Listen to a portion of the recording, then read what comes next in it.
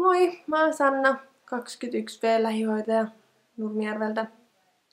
Ja mä ajattelin aloittaa vlogaamisen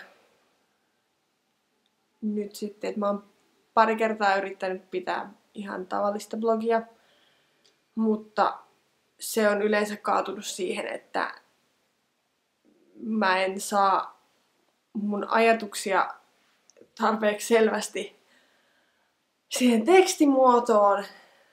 Ja mä oon yleensä aika kova höpöttää, niin tää on vähän helpompi ratkaisu mulle. Mut joo. Tarkoitus olisi tehdä videoita ihan jokapäiväisestä elämästä. Ja sitten myös ajattelin tehdä pari kynsitutoriaalia teille. Ja sitten vähän hiuksista juttua ja meikeistä ja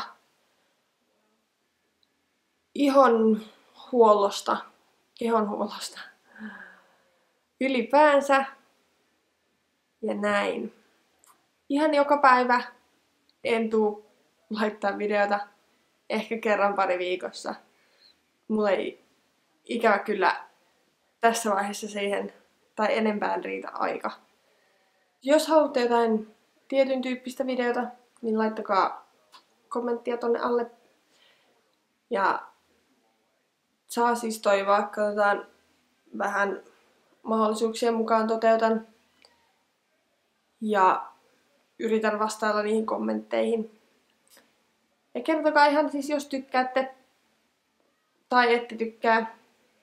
Mielellään ihan asiallisia kommentteja, et en vastaa niihin asiattomiin. Mutta joo. Mä siirryn valmistelemaan seuraavaa videota. Tai oikeastaan meidän suihkun kautta, niin mä saan tämän mun kuontalon pestyä. Oon juossut tänään hikihatussa liskugalleriaan. Vähän paikkailemaan mun tatuointia, joka on tuolla selässä. Mä voin sen joku kerta teille esitellä. Niin. Katsotaan, mitä seuraavat videot tuo tullessaan. Jos kuvakulma on outo, älkää ihmetelkö, mä tasapainoilen mun kameraa tällaisten vaahtomuovilevyjen päällä. Mun kameran jalusta on jossain hukassa. Toivottavasti löytyy seuraavalle videolle.